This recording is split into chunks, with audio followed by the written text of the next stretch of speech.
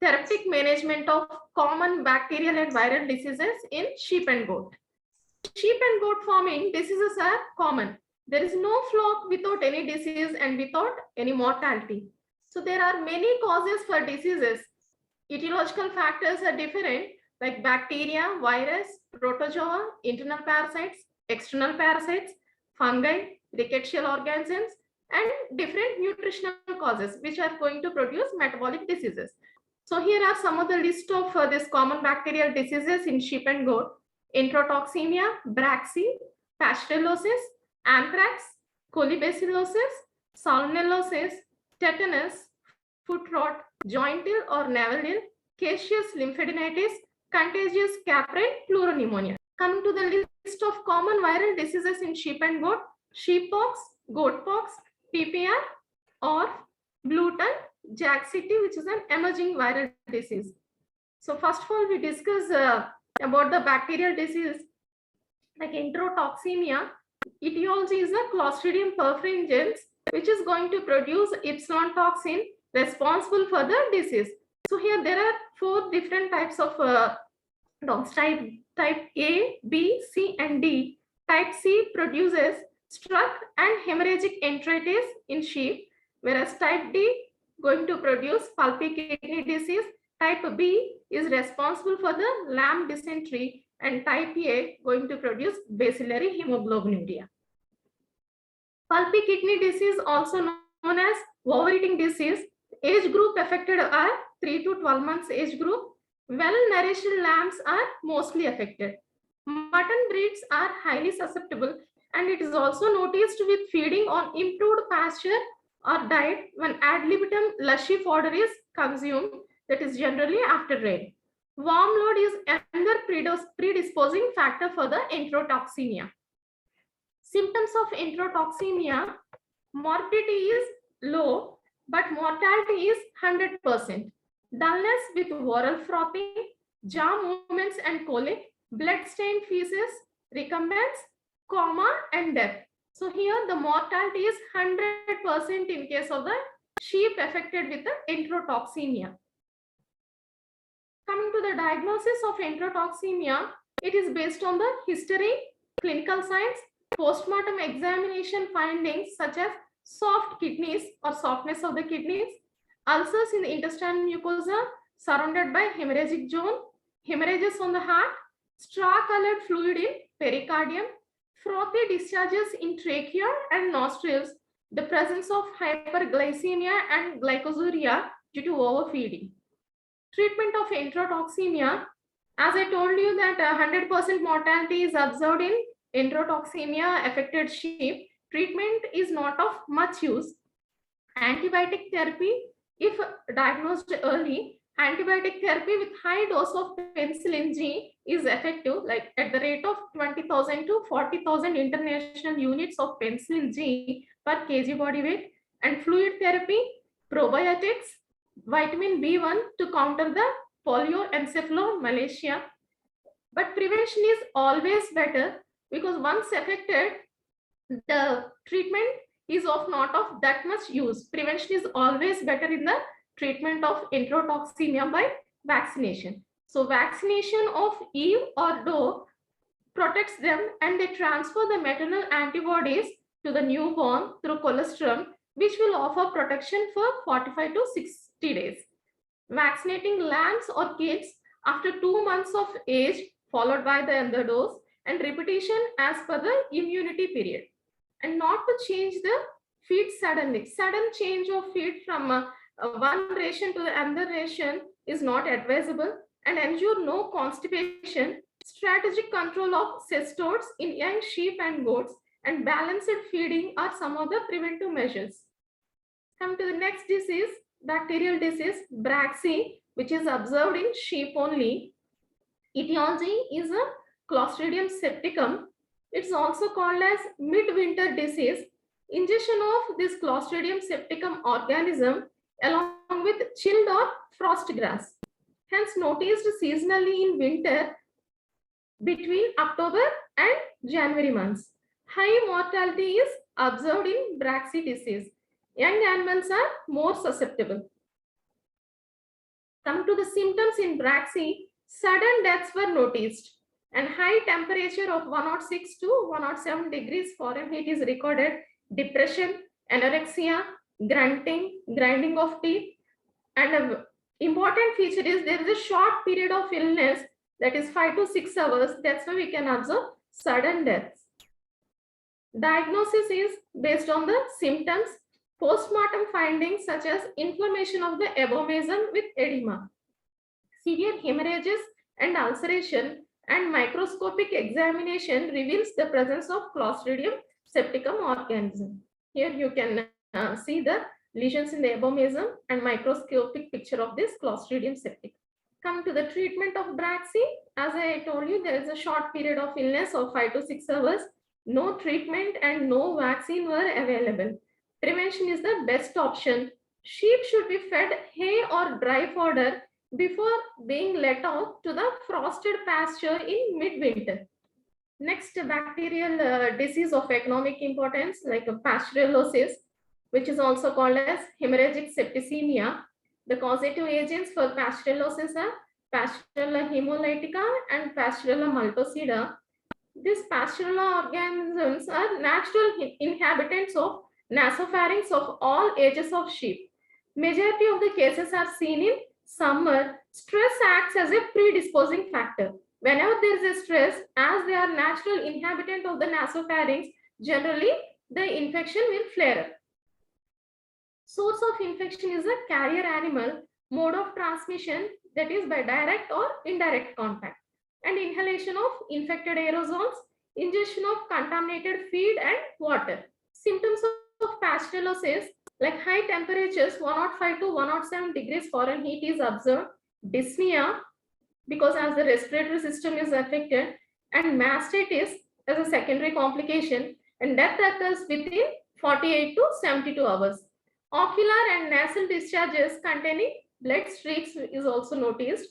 Morbidity is very high, but mortality is generally low in case of Pasteurellosis.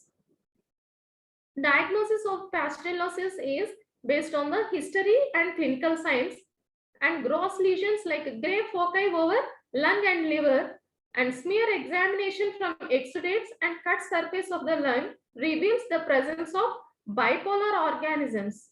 Here you can observe the bipolar organisms on the smear.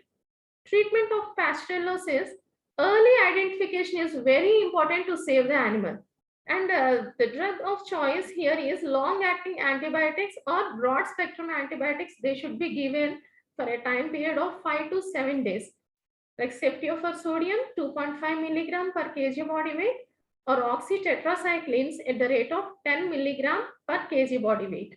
In addition to that, the anti-inflammatory agents and antihistaminics has to be administered, and probiotics should be given as a supplement. Prevention of Pasteurellosis is by vaccination. No commercial vaccines for Hemolytica A2 is available in India. Vaccine is available for Multocida strain only. Prophylaxis includes the inclusion of prophylactic antibiotics, mainly tetracycline, in the feed during the months of the year with the highest incidence is a common management practice to prevent the Pasteurellosis.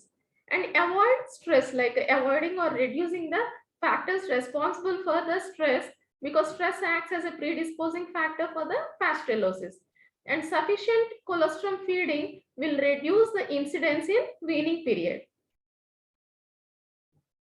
Next bacterial disease is anthrax, which is of zoonotic importance, and here the etiological factor is a Bacillus anthracis, which is a gram-positive organism and highly fatal disease of sheep and goat.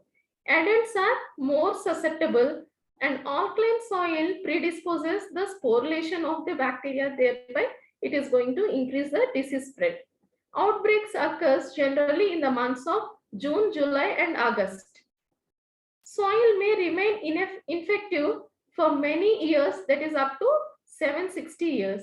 Spores can cause disease when ingested even after an outbreak. Hence, control or eradication of the disease is very difficult, and this organism is associated with certain professions like persons who are involved in the wool industry or working with the wool. So hence why it is also called as wool sorter's disease.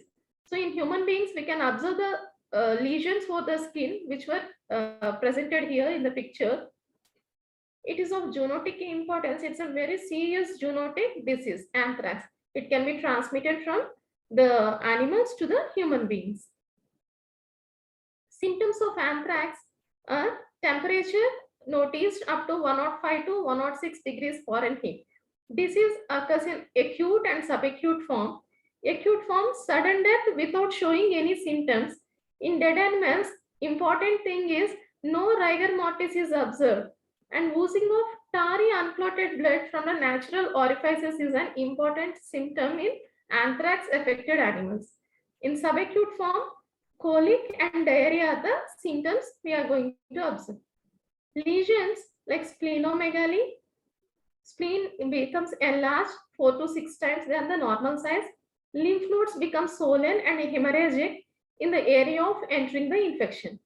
Postmortem examination is not permissible by the law, because once we open the carcass, it will cause the organism to sporulate, thereby aggravating the condition and increasing the spread of the anthrax disease. Because it is of zoonotic importance, postmortem examination is not permissible by law.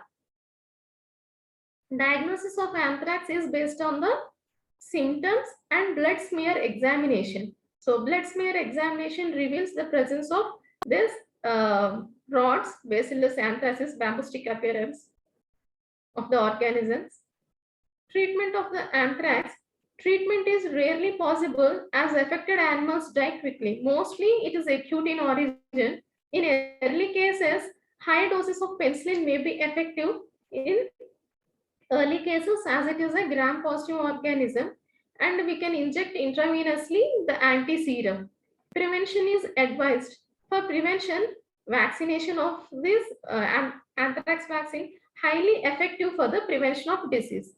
In anthrax disease, disposal of carcass is having a very significant role. Proper disposal of carcass should be done to prevent the spread of the disease. Carcass should not be opened, since exposure to oxygen will allow the bacteria to form spores. Hence, proper disposal of carcass is critical. Sheep and goat that die from disease must either be burnt or buried intact with quicklime. Next disease is contagious caprine pleuropneumonia, which is highly contagious and infectious disease caused by Mycoplasma species. Most severe and serious disease of goats. Infection in sheep is also reported. It's a respiratory tract infection. It causes inflammation of lungs and accumulation of fluid in the chest cavity. All age groups are affected. In young animals, it is fatal. Morbidity is 100%. Mortality ranges between 60 to 100%. Goats die due to lack of oxygen. In many areas, it is endemic, but it is not a zoonotic disease. Incubation period is 2 to 28 days. Entry of infection by inhalation of infectious respiratory droplets. Spread within the flock by inhalation of airborne droplets from sick animals. Diagnosis is based on the symptoms, lesions linked to the respiratory system and pattern of spread, and morbidity percentage. Morbidity is 100%. Treatment includes early identification is very important to save the animal. Long-acting antibiotics or broad-spectrum antibiotics should be administered for a period of 5 to 7 days, like ceftriaxone 2.5 milligram per kg body weight or oxytetracyclines at the rate of 10 milligram per kg body weight. As the respiratory tract infection is there, we have to give the antihistaminics and anti-inflammatory agents and probiotics also to prevent as a supportive therapy. Prevention vaccine is not available. Quarantine of ill goat is required to prevent spread within the flock. Treated animals may be the potential carriers. Hence, disinfection, hygiene, and sanitation helps in prevention of further spread of the disease. Proper housing, balanced feeding, and quarantine of newly inducted animals. Next bacterial disease is the Colibacillosis. Etiological agent or causative agent is the E. coli. First 3 weeks age of kids are affected. Yellowish diarrhea, sometimes white chalk-like diarrhea is observed. Here in the picture you can observe. Mortality is as high as 75%, mostly observed at organized farms due to overcrowding of the animals. Treatment of colibacillosis, fluid therapy is of very important in colibacillosis, because as there is a diarrhea is there, so fluid replenishment is required for the quick recovery of the animal. And antibiotics, supportive therapy with the liver tonics. Prevention is very easy in case of the colibacillosis. Proper navel cord disinfection on the birth.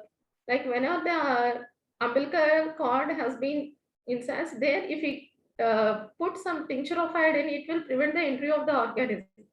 And proper housing and no overcrowding of the animals, sufficient feeding of the colostrum, vitamin A supplementation on the day of birth, use of antibiotic in first week of life like tetracycline powder.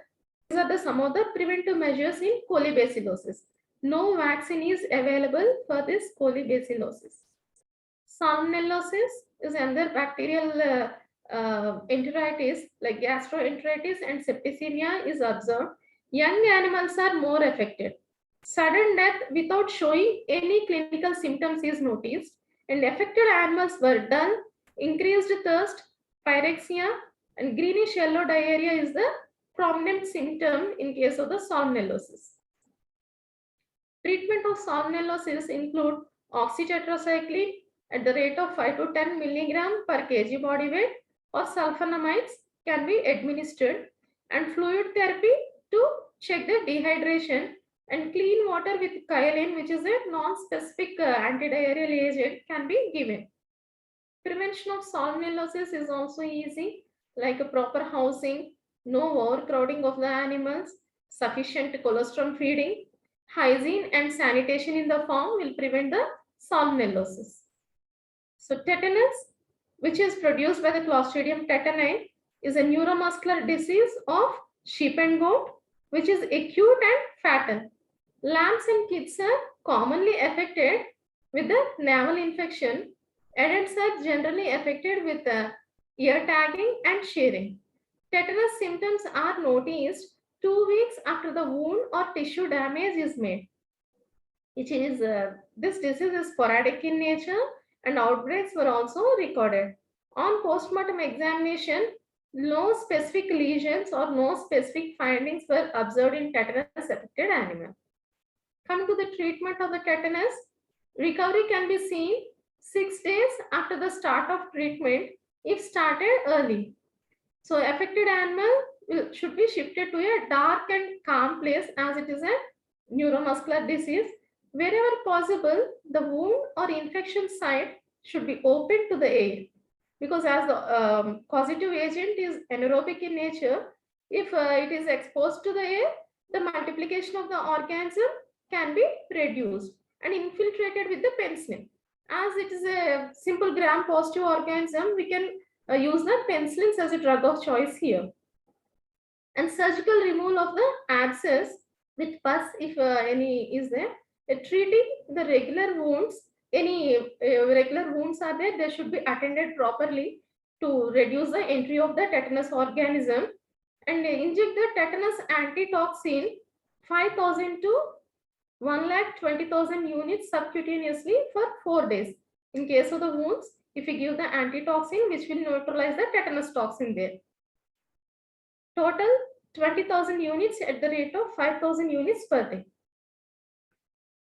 High doses of injection streptopenicillin 500 milligrams intramuscularly can be administered, and we can inject we can administer the antispasmodics to prevent the neurological disorders like convulsions, anything to reduce the colic also. Prevention is always better and is economical also. Immunity against the tetanus is obtained by vaccination. So vaccine tetanus toxin for active acquired immunity, anti-sera, that means tetanus antitoxin for passive acquired immunity, colostrum of the vaccinated animal for passive natural immunity. So whenever the lambs or kids have been fed with the colostrum of the vaccinated animals, so they will get the passive natural immunity.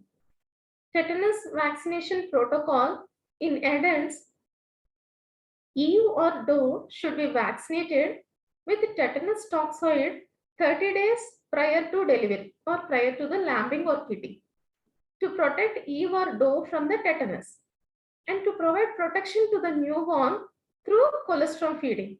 And annual revaccination is recommended. In case of the newborns, the vaccination protocol is lamb and kid receives immunity through colostrum sufficient enough for the first 45 to 60 days after birth. To be vaccinated 7 to 14 days after birth if ewe or doe is administered 30 days prior to the lambing or kidding and a booster after 14 days. So if the ewe or doe has been administered the vaccine 30 days prior to the lambing, so the kids can be vaccinated 7 to 14 days after birth. To be vaccinated on the day of birth, if ewe or doe is not vaccinated or not administered 30 days prior to the lambing or kidding and a booster after 14 days. And annual revaccination is recommended in the tetanus prevention. Coming to the next important disease, foot rot. Here the etiological organism, there are real pathogen is Fusiformis nodosus, but the preliminary pathogen is the Fusiformis necrophorus. They will cause the secondary complications by the infection with the Clostridium pyogenes, Staphylococcus, Streptococcus, and E. coli. Coming to the symptoms of foot rot, it's a highly contagious disease. It will affect the horny part and the adjacent soft structure of the foot. Commonly seen on wet or marshy pastures or poorly drained pastures. And important thing here is foot scald is the predisposing factor for the foot rot. Whenever there is a foot scald, it will predispose the animal to get infected with these organisms and resulting in the foot rot production. And here there is a high morbidity. And another thing is organisms remain alive in the foot for so many days, but in soil, it can't survive for more than 24 days. Coming to the treatment of foot rot, antibiotics like injection ceftriaxone plus anti-inflammatory agent and the simple thing like foot bath containing 5% formalin or 5% copper sulfate solution and 10% zinc sulfate solution for 1 hour, which acts as a preventive measure to in the foot rot affected sheep.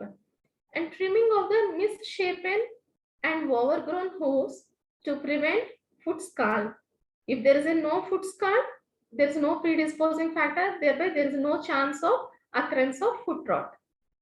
Prevention of spread within flock is very, very important. So always whenever there is an infection, so it's better to segregate or isolate the animal that is ailing. So it will prevent the further spread within the flock. Culling of uncured is very, very important and vaccine is not available now for this foot rot condition. And then a bacterial disease is the joint ill or navel ill. It is also called as neonatal polyarthritis. The causative organisms are the E. coli, Streptococci, Clostridium pyogenes, and Fusiform necrophorum, Erysipelotrix, cruciopathy. Symptoms of joint ill, we can observe the pyrexia, lameness, swollen joints is the prominent sign. Whenever this age group of animals with swollen joints, we can go for the treatment protocol of the joint ill. And decreased body weight, incision of the affected joint releases yellowish yellow to grayish white pus. Treatment of this joint ill or navel ill includes injection of streptopenicillins, because as it is a mixed infection of both gram-positive and gram-negative organisms, injecting the streptopenicillins for a period of 5 to 7 days is effective, and prevention is always better than cure, like naval disinfection, proper housing, and avoid overcrowding of the animals, and sufficient feeding of colostrum, hygiene, and sanitation. Another important bacterial disease is the caseous lymphadenitis. The etiological factor responsible for the caseous lymphadenitis is the Corynebacterium pseudotuberculosis, and mode of transmission is by direct contact with the wounds. And ingestion and inhalation is also another important mode of transmission of this caseous lymphadenitis. Symptoms of this disease includes dyspnea, cough, reduced body weight, ataxia, and morbidity up to 15%. You can notice the abscess here in case of the, and if you open that, we can observe the caseous tissue here, caseous degeneration. So lesions appear as mass of laminated caseative tissue surrounded by a wall of connective tissue. This is a specific lesion in caseous lymphadenitis. Coming to the treatment, there is no effective treatment, but high doses of injection streptopenicillins for 1 to 2 weeks may reduce the incidence of the disease. Flock treatment is advised. So whenever we are attending this sheep and goat, always we should treat a flock wise rather than the individual animal wise. You should not open the abscess, which will further spread the disease, and no vaccine is available for this disease, and prevention of spread within the flock is very, very important. Culling is advised to prevent the further spread. So among the viral diseases, sheeppox, first we will discuss about the sheeppox. Etiology, it is produced by the Poxviridae family virus. Mode of transmission is contact with the affected animal or contaminated wound, and affected flock on migration also spread the infection. Symptoms of sheeppox. Here the incubation period of the virus is 6 to 8 days, and high temperature of 105 to 107 degrees Fahrenheit. Morbidity is 64%, and mortality is low up to 28%. And symptoms like ocular and nasal discharges were observed, and cutaneous pox lesions without vesicle formation on non-hairy or non-woolly part. So when only the particular areas where there is no wool and hair, we can observe these pox lesions. Most common signs are noticed on the mouth. Of these pox lesions are noticed on mouth, nostril, eyes, ears, tail, and thighs. Here in this picture, you can observe the non-hairy portion. We can observe these pox lesions here also. Diagnosis of the sheeppox is based on the clinical signs and pox lesions and laboratory confirmation of the sheeppox disease by conducting some serological tests. Come to the treatment and prevention of sheeppox. You have to separate the affected animals. Separation of the ailing animals is very, very important in the control and prevention of the sheeppox, and treat with the broad spectrum antibiotics along with the anti-inflammatory agents for prevention of secondary complications. So generally they are going to produce the like scab formation will be there, the scab will be removed, it will be dermal lesions are very, very less, but any secondary complications are there, they are going to affect the health of that animal. So then to prevent the secondary complication, broad spectrum antibiotics and anti-inflammatory agents should be administered to the animal, and prevention of spread within flock is very, very important. To prevent the spread of this pox within the flock, you have to separate the affected animal so that it will prevent the further spread within the flock.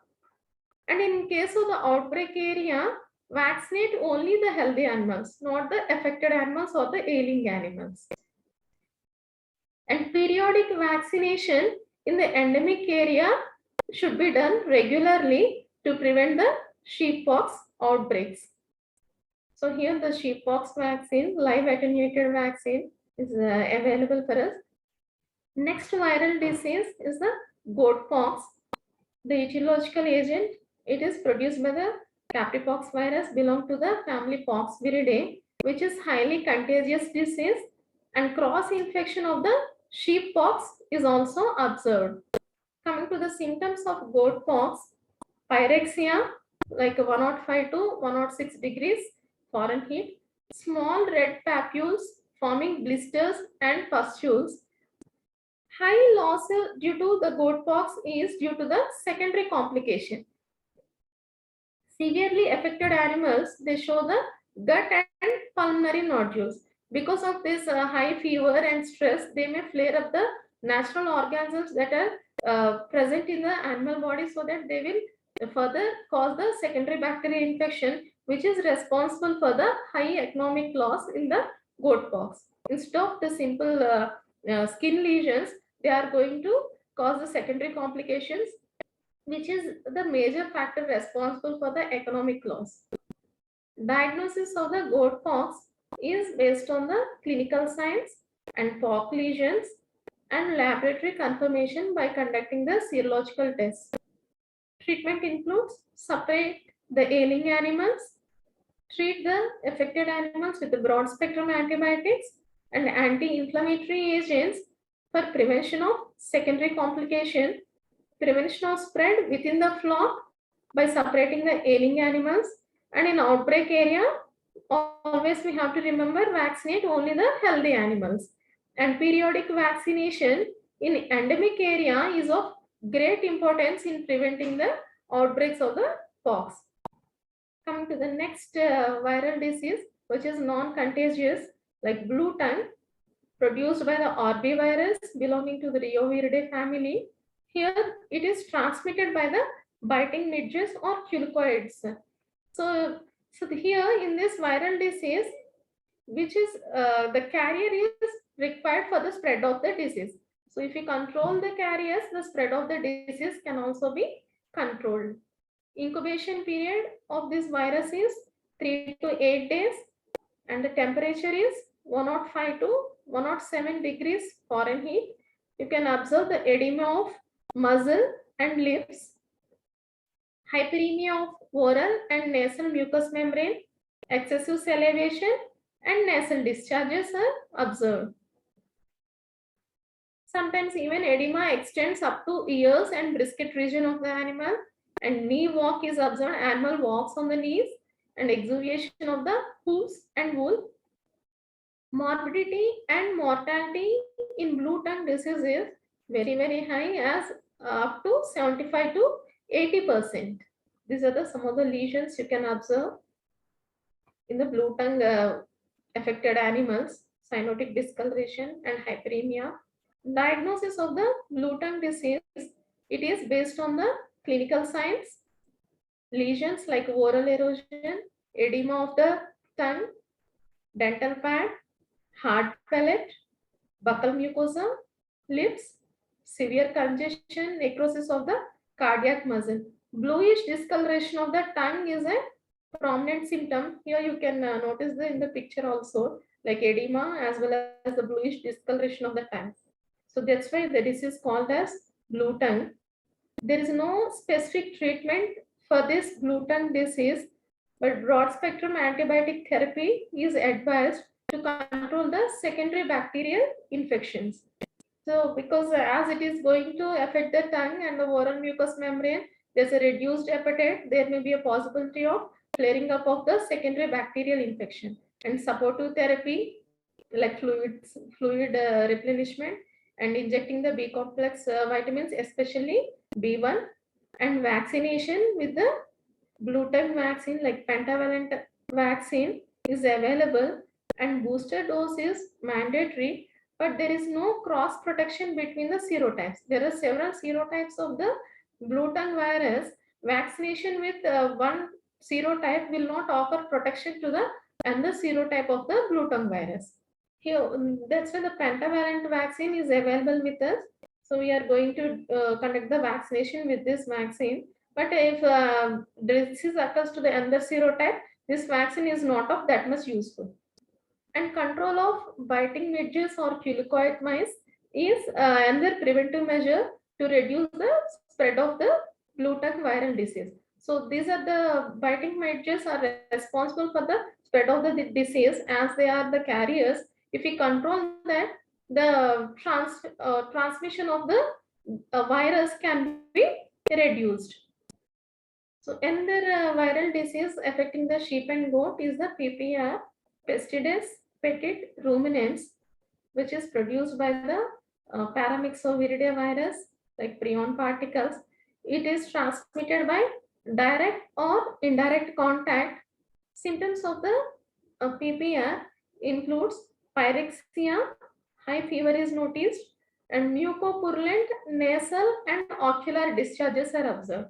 Here, like nasal discharges were there, mucopurulent nasal and ocular discharges, rhinitis, pharyngitis, enterocolitis, and shooting diarrhea. Severe diarrhea is observed in the PPR. High fever followed by severe diarrhea, we can suspect this PPR viral disease. Diagnosis is based on the clinical signs and lesions like oral and tongue erosions, and zebra stripings in the cecum is a pathognomonic lesion. Because of this severe and shooting diarrhea, we can observe the hemorrhagic hemorrhages for the mucous membrane of the cecum of the large intestine. Here they will be appearing as a zebra stripings in the cecum, colon and rectum, which is of pathognomonic lesion in the PPR disease diagnosis, and erosion of the Pierce patches, and further lab confirmation by conducting the serological tests like ELISA. Coming to the prevention and treatment of the PPR disease, vaccination is a preventive measure. Effective vaccines are available, and they will provide the immunity for 2 to 3 years, and broad spectrum antibiotics to prevent the secondary bacterial infection, and supportive therapy with the intravenous fluids to check the dehydration. Because as there is a severe dehydration, so first of all we have to take care of the fluid replenishment to the animal. Then we can start the treatment. Then prevention of spread within the flock is very, very important. And separation of the affected animals is an important preventive measure in the PPR. Because as the affected animals, they are going to have a symptom of severe diarrhea, the spread of infection will be very, very quick with the contact with the affected animal. So separation of the ailing animals is an important preventive measure. Coming to the next viral disease, or which is also called as contagious eczema or contagious pustular dermatitis. The etiology is the virus belong to the Poxviridae. Here both the sheep and goat are affected. Morbidity is 90%, but mortality is very low in case of this contagious eczema. Symptoms of R. So this disease symptoms, they will occur in two forms, benign and malignant. The name itself indicates benign, mild form, and malignant, which is of a serious form. Like here in benign form, we can observe the symptoms like swelling as red spots at the mouth commissures, lips and nostrils, and vesicles followed by pustule formation. These pustules further converted as scabs in the benign form. Whereas in malignant form, whole body we can observe these red spots and vesicles, and the internal organs are also affected. Come to the diagnosis and treatment. Clinical symptoms, based upon the clinical symptoms we can diagnose, and also lab confirmation to differentiate from the pox. Here also dermal lesions, vesicles and pustules and scabs will be produced, whereas in pox also we can observe the pock lesions like the scab formation, pustules and vesicles are produced. So to differentiate the pox from the from the pox, we have to conduct a serological test in the lab so that you can diagnose the OR from the pox. And treatment of this OR includes, as we can observe, mostly the dermal lesions, application of the antiseptic cream or the dermal lesions, whereas to prevent the secondary bacterial infection, broad spectrum antibiotics has to be given, like antibiotic treatment to prevent the secondary infections. Prevention of OR, like prevention of spread within flock, is very important. Vaccine is not available in our country. Isolate the sick animals to limit exposure to the others, which is a preventive measure for spread within the flock. Thoroughly and frequently clean and disinfect areas where the sick animals were kept. Hygiene and sanitation measures will prevent the further spread of the ORF, because as it is a disorder related to the skin, we all know that respiratory infections and the dermal infections will spread quickly when compared to that of the other infections. Another viral disease, which is an emerging viral disease, Jaagsiekte, which is also called as bovine pulmonary adenomatosis, caused by the retrovirus and herpes virus. We can observe the symptoms like lung tumors, coughing, abdominal respiration, watery nasal discharge, lacrimation, and but fever was not noticed in this viral disease Jaagsiekte. In terminal stages, emaciation is observed, sudden death followed by the Pasteurellosis infection. So these are the lesions we can observe in the lungs in Jaagsiekte, like gray nodules over the lungs.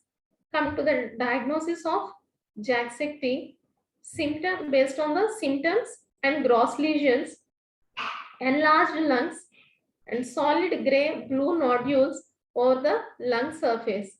And then the test is there, like which is called as wheelbarrow test.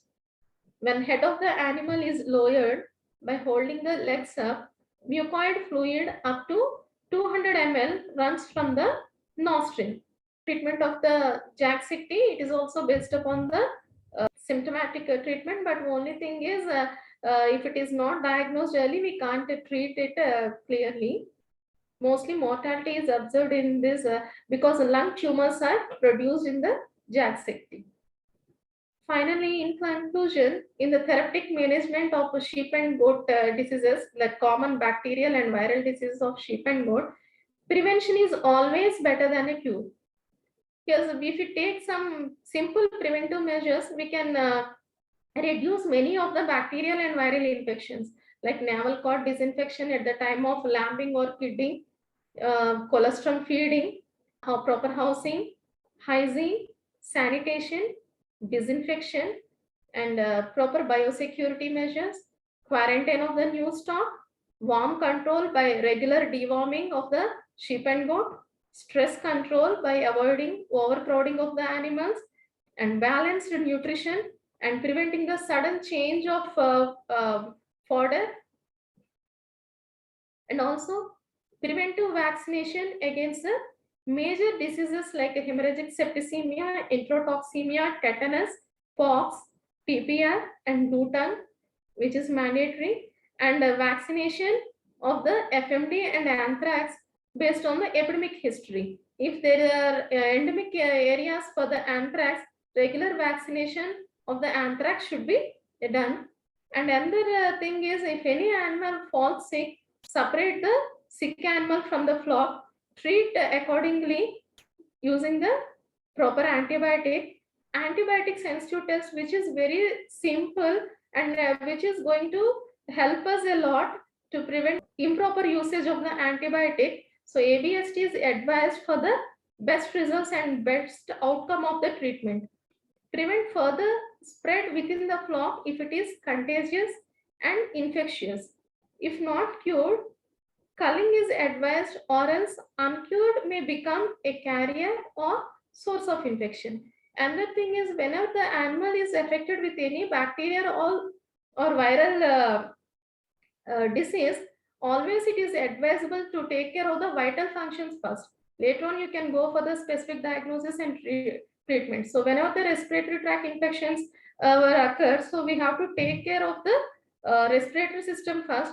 Later on, if there is a enteritis, we have to give the fluid replenishment so that you can make the animal to survive or sustain for the further treatment with the antibiotics or the specific chemotherapeutic agent. And postmortem examination is mandatory in all the death cases. So which will help us in confirming the disease in case of the outbreak, which will help us in future to prevent the spread of the disease.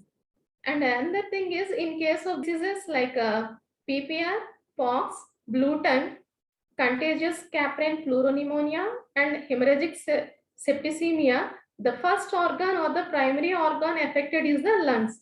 So general protocol to be followed is early treatment to save the lungs and check the dehydration, check for the B complex deficiency, administer anti-inflammatory agents and antihistaminics and probiotics as a supplements and a good nutrition and following the proper hygiene and sanitation, they will prevent the bacterial and viral disease